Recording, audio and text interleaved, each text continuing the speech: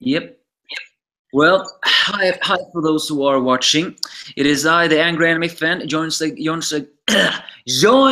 again by my homie and friend Dustin React. Say yo, Yo. brother. Hey, what's up, everybody? How y'all doing?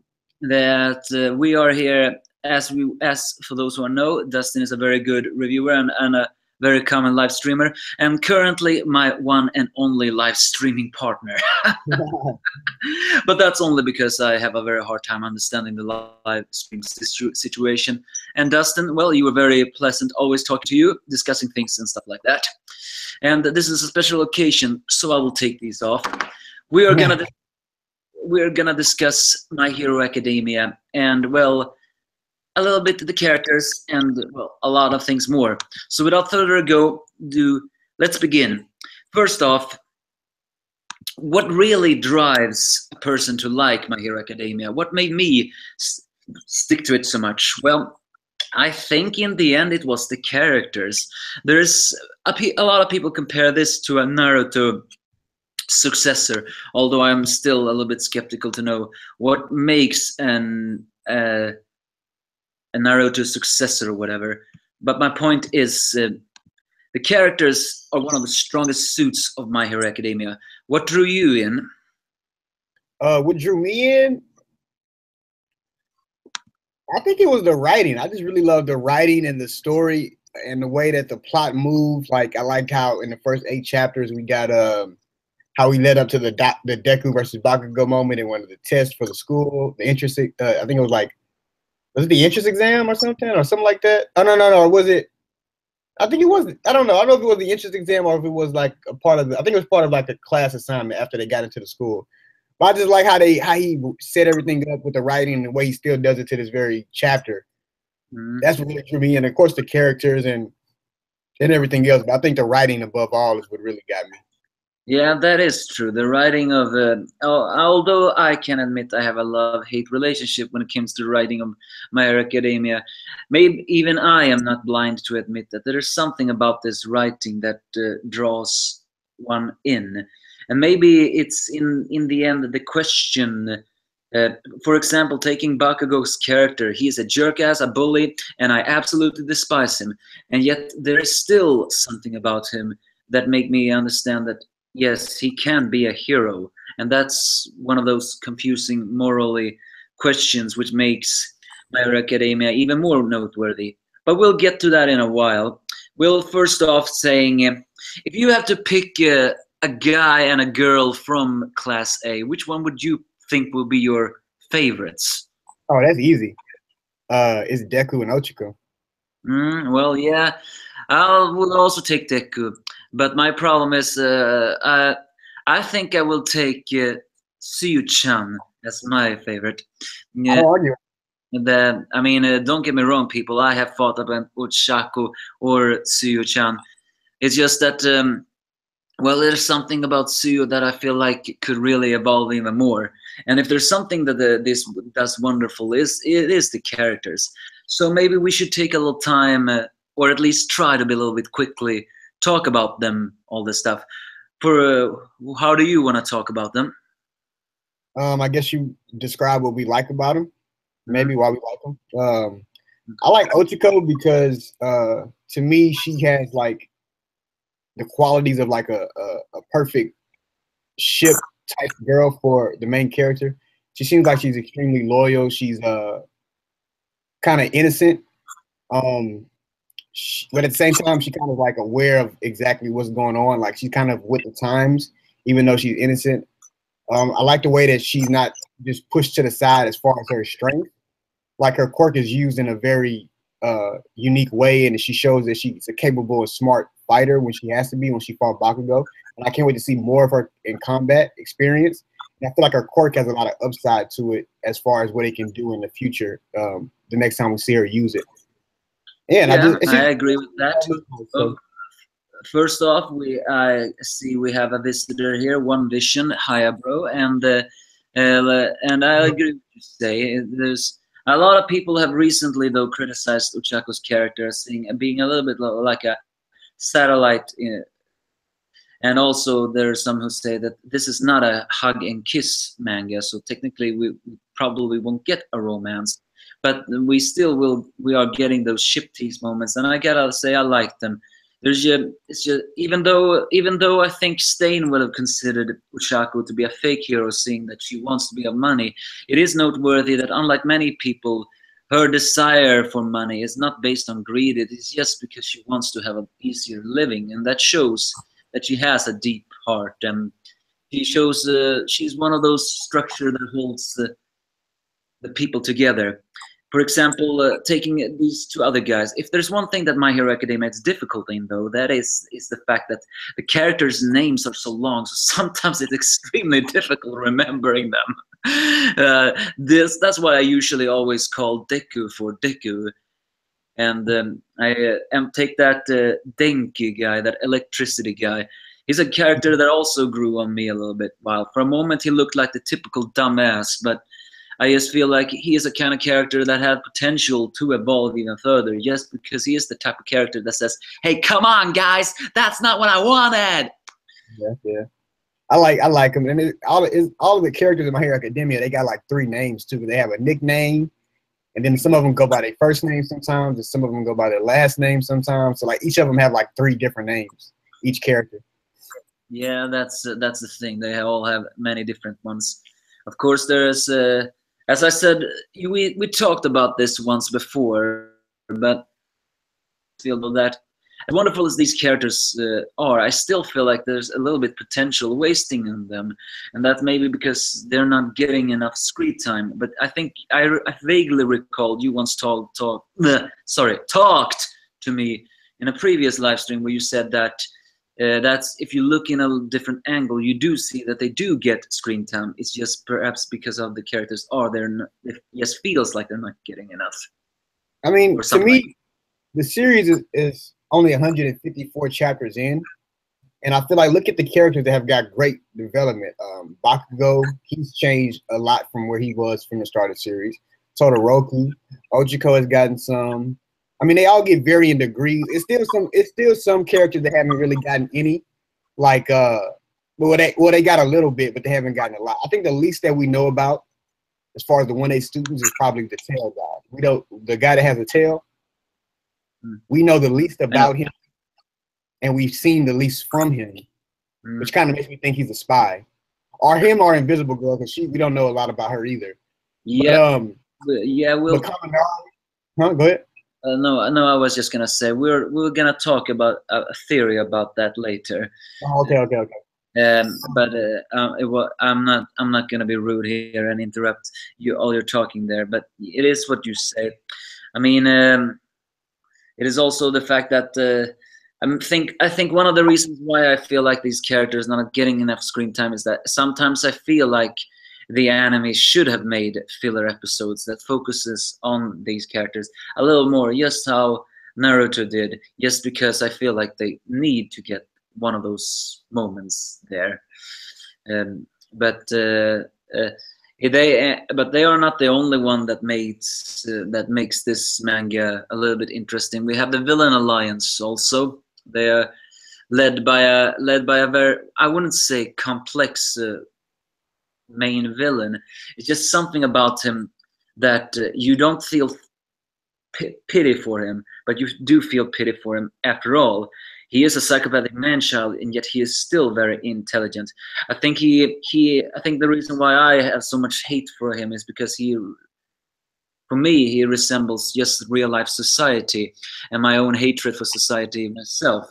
The fact that he says that it just takes one little push to make everything go away, and that's just what kind of villain he is. He just wants to prove to people that everything you hold on to is pathetic. What do you think? I agree. I think that's exactly what he wants to do. What I think attracts people to him is, like, if you look at everybody that's in the Villain Alliance, for the most part, they all are pretty messed up people, and I think they realize Shigaraki is a messed up person as well. And that's kind of why they kind of draw to him eventually. At first, it's kind of rough, but when they kind of realize, this guy doesn't care about anything, and he's not really just trying to use us, or he doesn't, he relates to us. So I kind of think that's why they throw themselves behind him. Yeah, yeah, it's true. After all, villains that are crazy flock together. That what makes him a little bit different than the current dangerous villain Overhaul, who clearly got his followers through almost the same kind of manipulation. But he also plays on the fact is, if you're gonna die, then why don't you just die for me? Just on how, if we take Flamingo from One Piece for an example, for preying on the fact that you need to serve me. It's just that, and then we have that villain Stain. I mean, he was the favorite character for a lot of people for until Overhaul and all his despair appeared. And I think the reason for that is Stain felt a little bit different than previous villains. It was clear he was psychotic, and it was clear he was dangerous. At the same time, he wasn't the type of villain that was just a serial killer. He was a guy that reflected also a real life thing in society, just like Tomura did. Tomura represents real life anger at society on how easy it is to fall apart. He represented the anger of society that there are some things that needs to be changed, but only force can change it. Yeah, I think we've only had, outside of Shigaraki, because Shigaraki like the recurring main villain, we've only had 3 major villains. Stain, he was a villain, but he was like the first villain that he had morals, and he had, you know, sense or whatever. Then we had All for One, which to me is my favorite villain, because to me he was like a true villain. You know, he was nothing, like you say, but despair. The way he taunted All Might, the way he fought, the way, you know, it just seemed like you couldn't beat this guy. Like, he seemed like he was the true form of evil. Yeah. And then Overhaul to me is the first villain that actually has a purpose. He actually has like a plan, like a master kind of villain plan, whereas like he got these bullets, these quirk bullets that can erase quirks and you know, can really change the hands of the whole society of heroes as we know it. And his quirk is, and the quirk that he has himself is overpowered. Like, that's like, that might be the, outside of All for One and One for All, that might be the most powerful quirk I've seen in this series so far. Yeah, that is true. All the more reason why I think Overhaul should actually have his quirk deactivated, because, well, we cannot forget in the latest chapter, Sir Nightai actually made a very good point when he said, could it be that the guy who wants to steal others' quirk is afraid of losing his own? That was actually a very good point, and that makes me think that maybe he is going to have his quirk erased. And if he did, that would be the ultimate karma, because not only is he stuck in that grotesque form forever, he is forever dirtied, as yeah, that is. Hey, I like how you put that. It's forever dirty, which you don't want to be. You can never get clean. That would be crazy. Yeah. You know, another thing I guess we can say that for the theory. We can say that for the theory part. We said it for the theory part. But go ahead. Yeah, but what you said about All for One, that is true. At the same time, I feel like he is a bit of a. I mean, he is not exactly mysterious villain, but he still feels like a mysterious villain. You made a very good point when you said, as I always say, despair. He felt like the living embodiment of despair, and yet he never lies. Well, maybe he lies, but he also tells the truth. He kicked the All Might all that time in all that thing, and yet we still don't know how he managed to stay in power for so long. I mean, of course he had that powerful quirk, but it's still not exactly sure on how a guy could stay in power that much just because he stole others' quirk. We know he was immortal, but still, what happened to all the other All Might descendants, so to speak? Not to mention the anime. I mean, I watched an anime episode that introduced Sensei, as he's called, and when I saw what kind of pronouns he had, I actually made my jaw drop, and I said, "Ha! Are you telling me that's how he talks?" Yeah. It just further shows that he is a little bit okay. We just don't understand the thing that is going on in this guy's head. Yeah, I think that's true. Is it the anime voices always trip people up about certain characters? Yeah, but I just loved. I mean, that to me was like that part of the story. I think that's probably like the best fight in My Hero Academia still to this day. That All Might versus All for One. That was just so amazing. I need to. I'm probably gonna reread that today. Now that we're talking about it, that was just a great fight. What do you think about Yeah, Muriel? there's Muriel. You mean the tail guy? Was that the? No. That's Ojiro. Muriel is the guy with the quirk that can slip through walls. Oh yeah, he. Yeah. Well, I liked his design. It looked very cartoonish, and there's just something about it that feels familiar. I don't know. I don't know why I was thinking of that. I was thinking of a guy that changes the tires.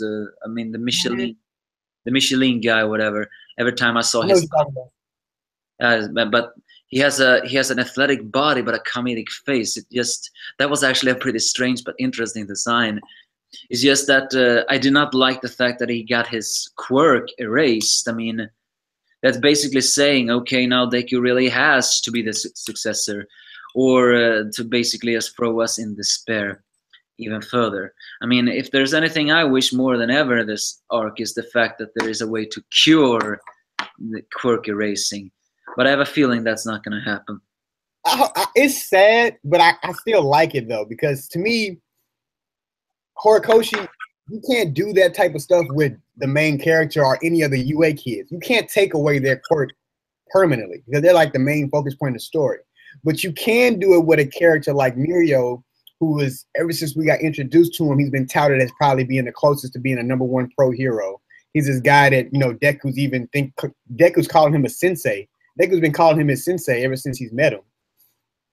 He's a guy that wants to save people. He's a guy that everybody likes, that reads this manga. Everybody likes him. Everybody's got much more respect for him after what he did after he lost his quirk, for him to still be able to fight for that long with no quirk. Everybody loves this guy. His quirk is not something that's easily like Todoroki that just overpowered from the beginning, and you just gotta learn how to control it a bit. I mean, his quirk was extremely difficult to learn to, like his father had that quirk and his father couldn't do anything with it. And he still was able to make that quirk into like one of the, able to be a top hero type quirk. So for him to make a guy like that lose his quirk, that's something I really like that he did with the story, to make him like lose his quirk. And now we're gonna follow this guy as he go into his despair, of not having a quirk and having to work at it for so long and being at the top of something, and now you're just way at the bottom, and kind of like what All Might's going through. Yeah, I mean, that you make very good point there. Actually, when we get into that argument, I think we should go a little bit further ahead about what you said about different morals or the situations here about the quirks things, because there is many themes in My Hero Academia are of course based on real life things. We cannot forget. I mean. First off, the characters are so many, so one day perhaps there should be a video almost discussing everyone word for word, but we'll take that another time. For now, we move on, and that is the fact that there's also a little bit, for me, a morally questionable theme inside every single scene in My Hero Academia. The first one was, of course, in the very first chapter, and that was Deku. He was quirkless, and he was bullied for it, because basically saying, you are not special, therefore you are dirt. That is very just like real life bullying, saying that people bully one for perhaps having a disorder, for perhaps just being from another neighborhood, or just because, well, they don't like that person. That was a perfect example of the beginning of how things get a little bit weird. I mean, so far, no one of the Class A besides Bakugo knows that Deku's quirk is where it came from. But the question is, how are they going to react when they hear about this? Are they going to look at Deku with the same type of respect they have all till now, or will they change the respect for him? Because is it his quirk and is it his determination that draws people in? I think it's a determination, because you can see that's kind of why Otoko began to like him from the start, was because the way she's seen how determined he was and how genuinely he cared to do the things that he did, and she wanted to be like that. So she's kind of getting another reason to be better other than just trying to get money for her parents. So I do think it's his determination, because anybody could have that quirk, But if you don't have the determination to use that quirk, you won't use it to its fullest potential. Yeah, that is true. And after all, but also it deconstructs the determination a little bit, because for me, Deku represents the type of hero that we all saw when we were smaller and as cartoonists. I mean, not cartoonists, cartoon watchers. The type of hero that says, that's like Superman said to Darkseid, that man won't quit for as long as he can draw a breath. None of my teammates will. And he represents almost the same thing. I won't quit as long as I breathe. The only problem is his body is not Superman. So it will break. It doesn't matter, his will break. And yet, even though his will do not break, people still question him, saying like, why did you do that? It was the most stupid thing you ever did. You will maybe unbroken, but your body is not. And then we get a little bit like that, playing again. What what is the most heroic thing in that moment? The determination to just fight, or listening to the body. Well, I think Bakugo said it best in in the anime episode a couple weeks ago, when it was I don't know if you watched it. Did you watch the season 2 anime?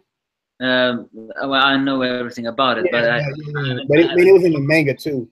But when Bakugo and Deku had to team up to take down All Might in the teacher's exam, you know, Bakugo, he has these things on his wrist that allows him to use his quirk without risk.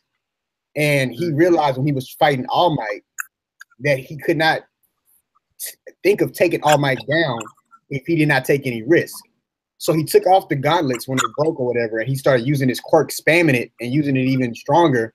But it like messed up his arms because he overexerted it. But it allowed him to get free and allowed Deku to get free enough so they can escape and win. And that's kind of the point. Like, you can't be a hero, a true hero, without making a sacrifice. You know, everything is not going to go smooth. Everything is not going to go okay. But you have, the point of being a hero is to save. So yeah, you're going to make sacrifices at some times. You know, yeah, you're going to do stupid things at sometimes to yourself. But that's the point of being a hero, sacrificing yourself to save somebody else. Yeah, and a lot of people, both in real life and in the manga, question that kind of purpose. And that makes me just further a little bit interesting in the My Hero Academia story, even though I do not like where it's going right now. Really? Well, it just feel like it is heading towards a gate of despair, and I just didn't like the quirk erasing moment. For me, that just symbolizes a House of M like storyline, even though I never read that comic book. So that just means that it's just so easy that thing will just further prove what Tomura has always said. The easiest way to make people bow to one is for them to get on their knees and say, please don't erase my quirk, because people have to have these quirks. They are part of them and they are loving it. And Mirio, he demonstrated one, even though I think he may hit despair later on, he still proved that, yes, he lost his quirk, but he's not gonna let the bad guys see him wallow in despair. As long as he can keep fighting, he still will fight. And that, as you said, that was just very awesome. So yeah. And that, for me, it was the true heroic moment, showing that the only thing non-heroic about a person is if the person gives up just because they felt like one thing of them made them special. So a lot of people question Deku's heroism, because going off that, I don't think you should question Deku's heroism, because in the very first chapter, he was shown to save Deku. He was shown to try to save Bakugo when he thought he wasn't special at all. He still went out there and saved. He had no quirk. He didn't have high self-esteem. He had low self-esteem. He had the lowest self-esteem he's had since the start of the series, and he still decided to go out there and rescue Bakugo. I mean, so that tells you that he's a true definition of a hero. Yeah, the truest art of that, what a hero really should be, and what All Might really saw in him. And although Sir Nightai did not see that yet, although we do not know if Sir Nightai is alive or not. He's dead, man. He is dead. He's dead. Spoiler. Well, I feel like it's pretty bad though that it's going to that Sir Nightai's destiny is just going to end just like that. We didn't even get a conclusion to everything else. But then again, that's just what an emotional storyline is all about. All Might and he never really made up. Yep. So I guess that's, in a part, it's pretty emotional. Still, I hope Deku will change the future, because the world is have enough despair. But I got off topic. What I meant to say is that he called Deku's determination to save everything else as an insanity, because we saw what happened to All Might after the fight against All for One. He, despite wounds and many punctured lungs or anything else, he still wanted to go out there and fight because the people needed him. And that just further shows that a hero is not immortal, but they sometimes pressure themselves to be immortal, and that's what All Might always did. He wanted to be a paragon, the pillar. He really wanted to give people hope. But in the end, it was a double-edged sword. He gave people hope and he gave people inspiration, but at the same time, he never really himself said, I need your help, because he was afraid of people getting a little bit despair by that, so to speak. Mm-hmm. And in the end, that just further shows that society in My Hero Academia is a little bit questionable right now. The police said better himself. We lost our symbol of peace. Just like saying like whatever's gonna happen now will not be good. Yeah, I think it's been setting up for despair, like for a big time moment of despair since the beginning, because it's always been said numerous times that the reason people are able to live carefree is because All Might is there. Now All Might isn't there, so now it's these villains crawling all about, and therefore they unleash despair to where people are legit living in fear every day. And I think that'd be an interesting time to go through in My Hero Academia, where like the society is like completely upheavaled and unhinged, and it's like a fight with villains like every day. It's like on a whole different level, and nothing All Might can do about it because he's not All Might anymore. Yeah, I mean, I do agree that is actually a very good part of storyline. And in a way, I think that is what Tomura's new goal is. He said he wanted to end All Might, but Overhaul said it better himself. All Might is powerless now, so technically ending him wouldn't exactly be a point. But I think if I was Tomura, I would actually create a very big bundle of despair and let All Might watch it and just remind him that you cannot save anyone. And because in the end, for All Might, he is glad he is alive so he can teach Deku. But for All Might, the biggest despair for him was not losing his quirk. It was the fact that he no longer can be there to help the people. Yeah. So, as you said, he is no longer the strong pillar about it. But that's what I feel like My Hero Academia is heading towards, another a little bit morally questionable things. What makes a true hero? Because when Stain appeared, we really saw that questionable question, so to speak. What really is a hero? Should a hero really not accept, payment or stuff like that? Because hero is basically a job in My Hero Academia. And we see many different heroes. We see selfish heroes, we see attention whore heroes, we see paragon heroes, and we see hope bringer heroes. And yet we still do not exactly know. We all know what kind of hero All Might was, but it was never exactly clear on how well he lived, if you know what I mean. Yeah. Was All Might rich? I mean, probably not, because All Might was a paragon. He never accepted anything. Then does that mean not to mention the way he dresses extremely casually, and let's not forget Endeavor. He is the best example of an corrupted hero, and yet people still praise him as a hero. So the question is, though, what makes Endeavor a hero? The way he solves everything, or just his power? I mean, Endeavor, no matter how you look at it, he's a hero. Whether his intentions may not be the right intentions you would want him to have, he still saves people. He's the hero that's credited with the most saves of a lot of incidents, even over All Might. And he still puts his life at risk in situations, a lot of dangerous situations to save people. He may not have that, like imagine Bakugo being a professional hero. Bakugo may not be the most likable hero, but you couldn't deny that he would be a hero because he would be putting himself out there to save people. Now, people may not like how he does it or like his attitude, but which is a part of being a hero, your attitude.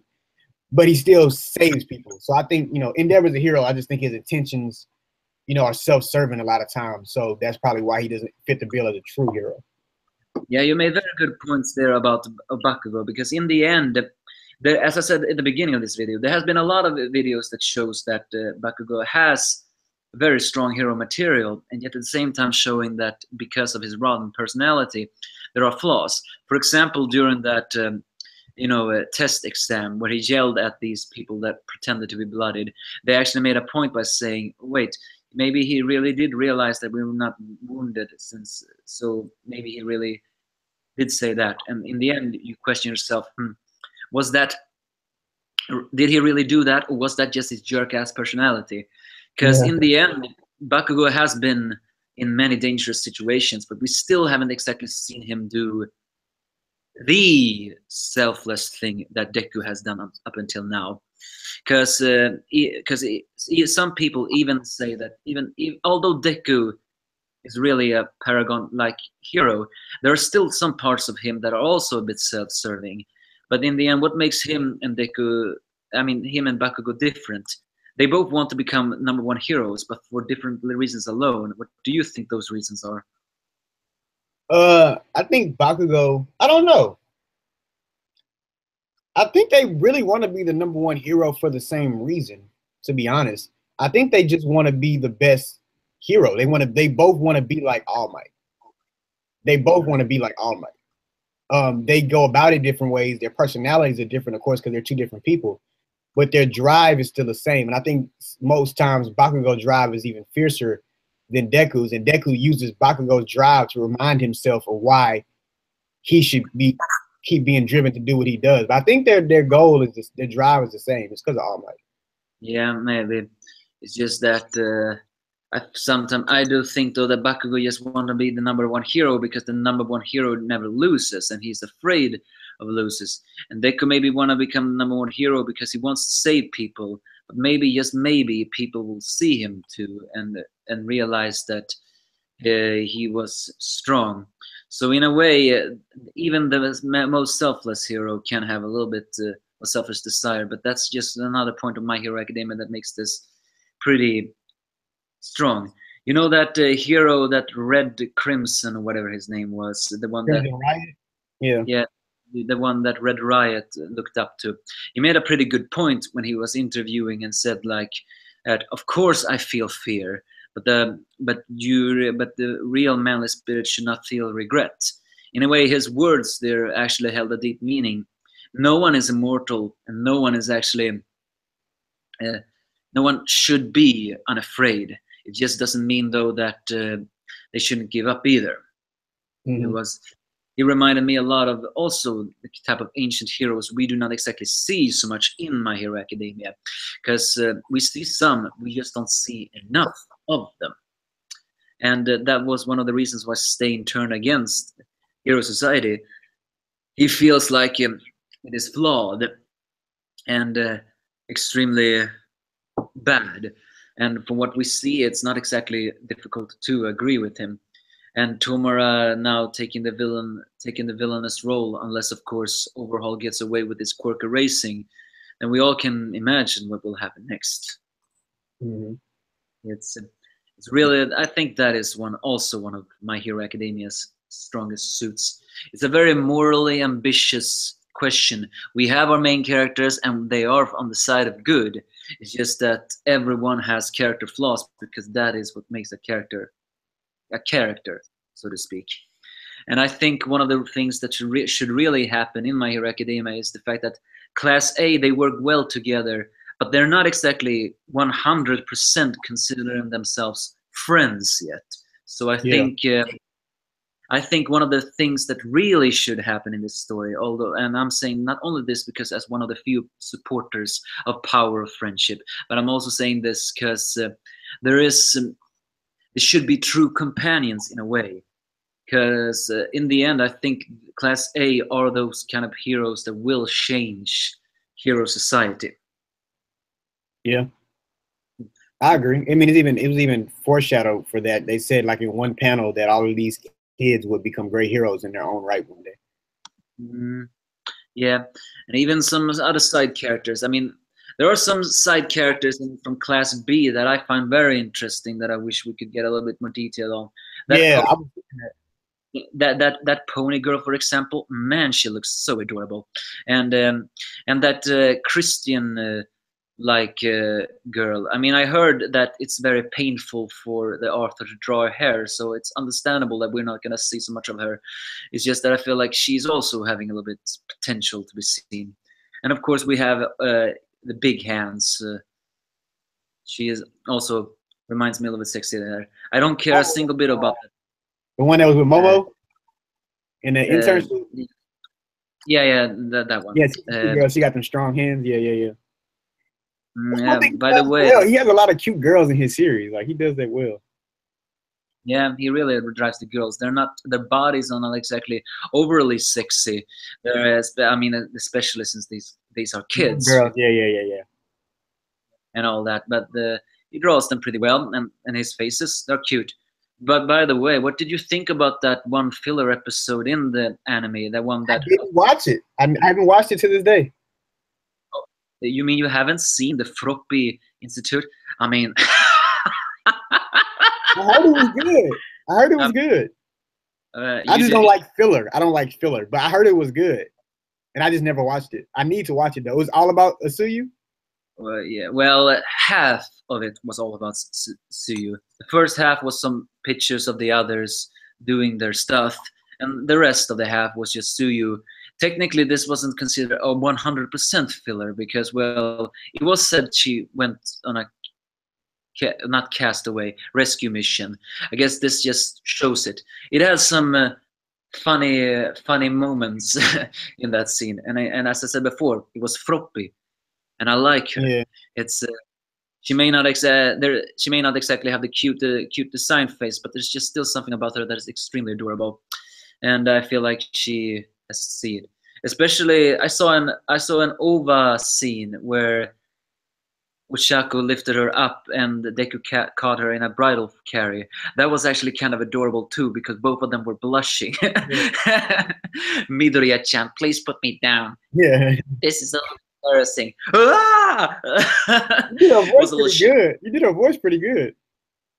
Yeah, and we still wish to see her return of her friends. But one of the reasons that made that filler a bit fun is the villain in that episode. He was a bit over dramatic, but it was still pretty funny, especially when some guys threw his guys at him and said, "Boss, my brother." Yeah. But you should watch it, and then you can tell. Either way, then let's. But we have discussed a lot about the morally, and the morally question is a very big. Do you have anything to add on that? No, I just think that that it's something that My Hero Academia handles well, making you ask questions like that. And I can't wait to see, especially where the last chapter of the left off. I can't wait to see what My Hero Academia does in future arcs after this arc. Like, I can't wait to see the direction that it decides to go in. Yeah, I may have a love-hate relationship with it, but I cannot deny that even I am interesting. It's a story written. And speaking of which, it's about time we start to talk a little bit theories. After all, we have talked for a long time, and we will soon wrap up. But we should talk about some theories that I have heard a lot out there. First, we start with the most obvious one, which is, do you really think there is a spy in Class A? I do, because I don't think Horikoshi, I mean, he does tease us sometimes. Like, I remember at the beginning of the series, like, you know, you would think the students were going to fail, but then they ended up not failing each time. But I really do think it's a spy, specifically because they said it was a spy in that one chapter. And ever since that one chapter, we have not heard a mention of a spy ever again. Yeah, well, that may be true. I just still find it so very unbelievable that these kids would actually, one of these kids would actually be. Well, wait, you mean if is it a spy period, or is it among the kids? I mean, the most popular theory that it's among the kids. Oh, I mean, I don't know. I think it's possible. But at the same time, I think it could be a teacher, because they didn't say it was just the kids. They said it was somebody in the organization. And with Toga having that quirk where she can transform into people, it brings her into play. Like maybe she's really the spy. She just took the form of somebody else. But honestly, I think it's Ojiro. I'm sticking to that. That's who. Sometimes you just got to pick somebody and stick with it till it's revealed whether you're wrong or right. And Ojiro's. I just feel like that is too obvious for me. It just feels like the fact that I don't see why these kids who want to become heroes actually would like to be villains. For me, Bakugo was always the most typical of becoming a villain, especially if he loses his quirk. It's just that it just feels a little bit too obvious for me. And a lot of people are questioning that invincible girl. Hell, there are even some who question that maybe it's not an invincible girl under those clothes, which actually would piss me off greatly. But it wouldn't What, if it's a surprise. guy? What? They think it's a guy, really? Well, let's just say what we do not see, we question. And I mean, I don't know if we're ever going to see her true face. Hell, her powers is not exactly that much explained, although it is hinted that it has something to do with light reflection and not Yeah. exactly simple invincibility. And I just want to see how her face looks like. And it wouldn't surprise me if it turns out that her face is not exactly that adorable looking, just to add a little bit insult to I injury. think she might be the hottest girl in the class. Well, she has one of the strongest fan packs, and she is one of the girliest of them all. Yeah. I just hope she's not a mole. It just feels like too soul crushing. But also I want to know: is she really streaking when she dresses up like that, or does she have invincible clothes on that too? No, well, I don't know. That's what I wanted to ask you.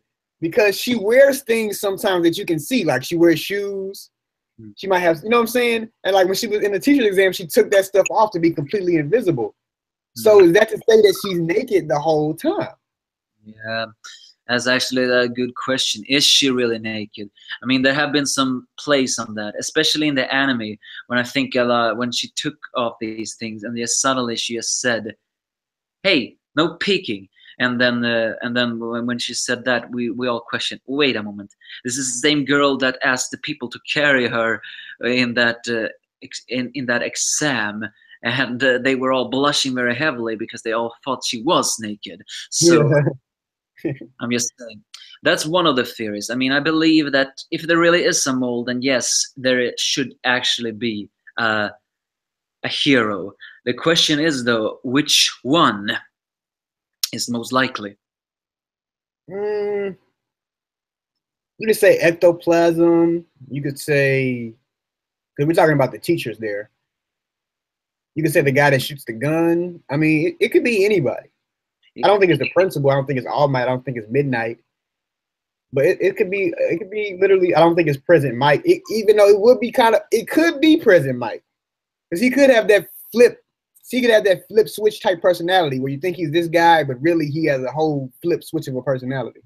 Yeah, I mean, hell, sometimes I wonder if it's even 13 who is the spy. Because in the end, recent chapters, I mean, especially in the anime, has actually questioned that 13 doesn't even have a gender, because female voice and even the author itself said they don't know, he don't know what is under that spacesuit. And well, that's one of the theories. I think we're gonna have three. This second one is not as popular, I think, but I do not think I am the only one who has thought about this. And that is, do you think that Dabi is a Todoroki? What do you mean? Like he has? What do you mean? Well, there has been confirmed that Todoroki, I mean Shoto, the guy with the half eyes, half fire, has many siblings. Because in the end, Endeavor had to constantly rape their mother in hopes of creating the perfect child. And he once said to Shoto, "You are different than your brothers and sisters." And when I saw Dabi, especially when he said that he wants to inherit Stain's thing, the way he has also destroyed his body, almost like he doesn't want to be recognized. The fact that his Hellfire-like quirk is almost similarly named like Endeavor's quirk, and also that when he took Bakugo's pebble, he actually looked at Shoto Todoroki and said, "Too bad, Shoto Todoroki." almost like he actually wanted to reach out to him. So we do not know Dabi's name. It's just that he said, I am calling myself from my villain name until the time comes. Do you think that he could very well be an Endeavor's son? I think it's extremely possible. Especially now that you reminded me of the fact that he did say that he's not going to reveal his true name. It's just that the only reason I think it's not is because we don't have, it's not enough proof. Because to me, it's like, it seems like Endeavor, everything they talked about, is like Endeavor knew who his children were. They always are around. It's just that they weren't adequate enough to Todoroki. But at the same time, we don't know every single thing about their family details. Like, it could have been a child that ran away, but I feel like that would have been highly publicized unless they tried to cover it up. So I mean, it is possible, and his name coming out is gonna have some bearing on the story. I just can't wait. I think the next major arc is gonna involve Dabi, and it's gonna involve the purple-haired kid that can make you do what he wants to do as long as you hear his voice. I think they're gonna be like two major components in the next major arc. So yeah, I think it's extremely possible theory. I don't necessarily believe it myself, but I do see it happen. Well, for me, it's the same thing that a kid could be a spy. I do not have any sufficient evidence for that, therefore I cannot believe it, even if Joey Boy theorists keep making these ones. And then, well, yeah, the purple-headed kid. Yeah, that's true. We saw him a little bit while ago, and apparently he has been working out. There's some who question that he may actually be Eraserhead's apprentice, because in the end they are very similar. They are both looking very tired. They both have a quirk that is not exactly considered special, yet can be very useful if they're used the right way. And both, I mean, well, the purple-headed kid is not exactly a fighter, but as I said the first time I saw him, that kid has potential to become a fighter. It's just that he relies so very much on the quirky curses just because it's not awesome. That quirk can be awesome if he utilizes it with his strength and body. It's the same for Eraserhead. His quirk is awesome. It's just that if he just used that quirk, he wouldn't exactly be a threat. And that's why he had his martial arts skills with it. So it may very well be Eraserhead's apprentice or whatever. And that's well. Then we should think of a third theory. Well, do you have a theory? I actually do. I was wondering, you know how Stain got sent to jail?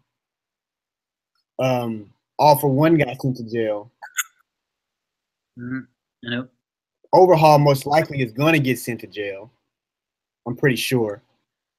So it seems like, you know, and maybe we'll have a couple more arcs with different villains and they'll get sent to jail. And it's kind of been hinted that All for One is going to break out one day.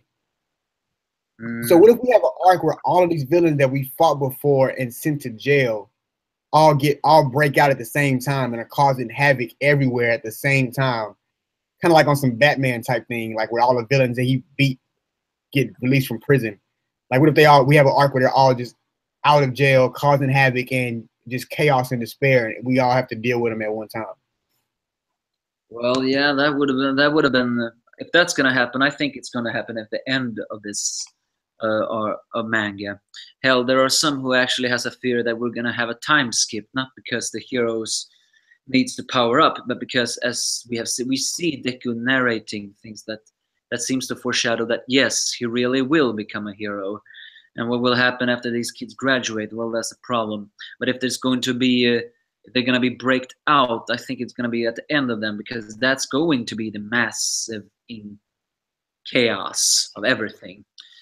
But I'm not so actually sure Stain would join the villains. I mean, he is a villain. It's just that he is not exactly he's a villain that lives with his own twisted code. So, well, I mean, he was convinced to join Shigaraki, but he just got captured before he could actually do it. So I think it's possible for them to get convinced to join a larger force if Shigaraki is like the spearhead of it, which I think he will be. And I think, and remember, All for One said he wanted to make Shigaraki the next him. So I think he's gonna find a way to give his quirk to Shigaraki, because you know he can give quirks to people. So I think he's gonna find a way to give his quirk to Shigaraki. which is gonna make Shigaraki Yeah, even well, that would be the ultimate. That would be even greater ultimate despair. It's just also that Tomura has a sad backstory. It's all but hinted that he accidentally killed his parents.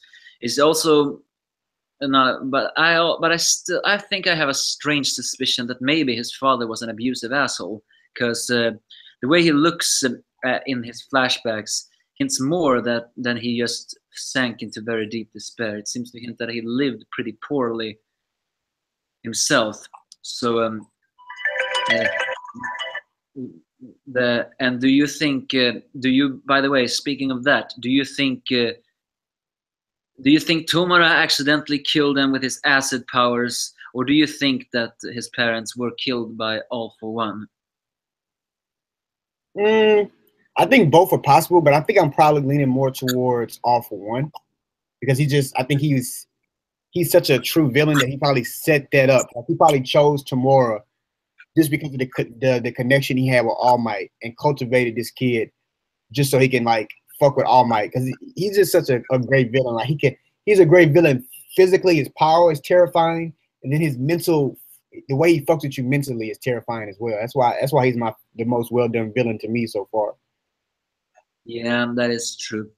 It could also be that Tomura melted off the hands.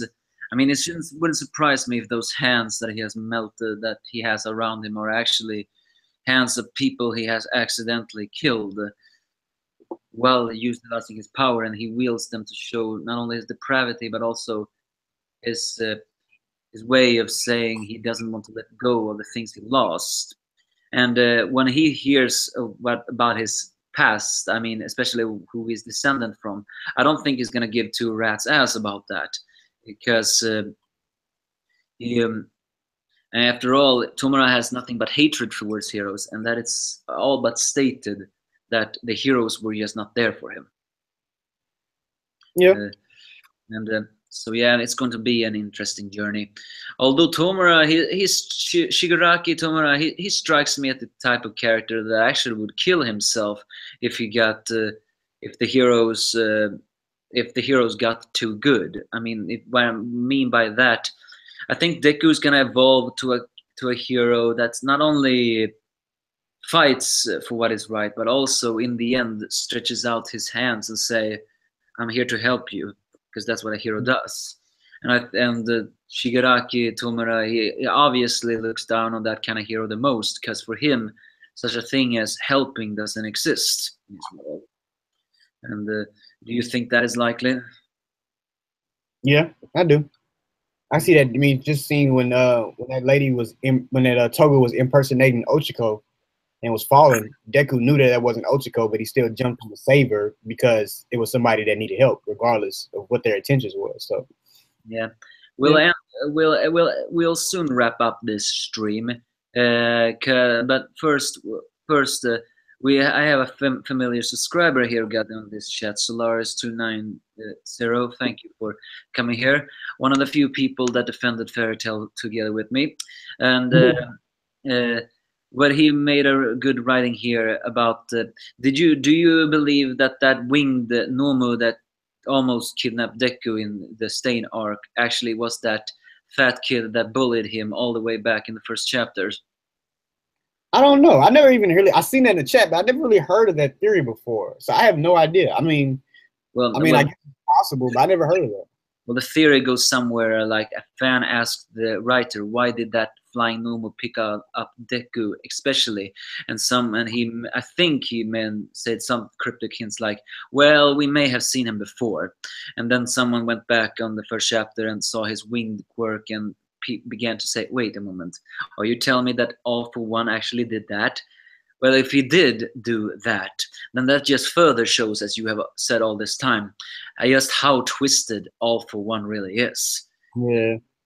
In the end, that I agree with. I have a new perceptive of All for One. What you have, thanks to your thoughts now, and he is the perfect example of an ultimate hero. He is sarcastic and cruel, and yet he still talks in a polite accent and says "Boku" all the time. Just further shows how twisted he is. But I'm a bit skeptic though that I don't think he really will escape from there. It just feels too good to be true. Sorry, I got on third. Yeah, I understand. But who knows? Who knows? Well, do you have any last words you want to say before we wrap this up? I just want to say thanks for having me. It's always fun to talk My Hero Academia. I feel like it's different from One Piece. One Piece like is a lot of arguments. Well, My Hero Academia is just a lot of like just true discussions and exchanging of ideas, which it should be. And I'm really enjoying the series, and I always enjoy streaming with you, man. So it was glad to talk. We need to do a Black Clover one because Black Clover is getting hyped. We need to do one of those. Well, technically, I mean, don't get me wrong. I'll gladly do a Black Clover. It's just that didn't we already did that? Well, I'm talking about based off the latest chapter and where we think, because it took a sharp turn in the latest chapter that I didn't think it was going to take. Well, tell you what, we'll see what the next chapter brings us, and yeah, the next few chapters.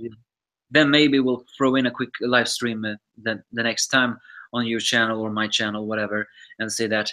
And we cannot forget that next time we talk about My Hero Academia, we will only stick to Class A, going through the characters or what we think about them and what we well do not think about them. Because in the end, I think the last question I want to ask you is, who is your least favorite Class A member? Probably the guy with the tail. The tail guy. Well, we don't know much about him. Yeah, I know him. Well, I don't like Bakugo, but even though he is the guy with the most potential to have character development, I still do not exactly like him because I just feel like he is the ultimate example of a complete immaturity. But I digress. All right, then. Again, it was a pleasure having you here. One day, although you are technically my only live streaming partner right now, one vision, maybe you should join us in a live stream once, or someone else want to do. Hell, if anyone is watching this, you can write to me on Twitter, and if I feel like free, I'll gladly live stream with you. Yeah. So all my thanks to Dustan React. Check out his channel; it is very good. And peace out, brother. I won't use your word because I'm white, so I can't use it. It's all good, man. All right, but I will say peace out, my brother, and I'll see you in a comment. Bye. Peace.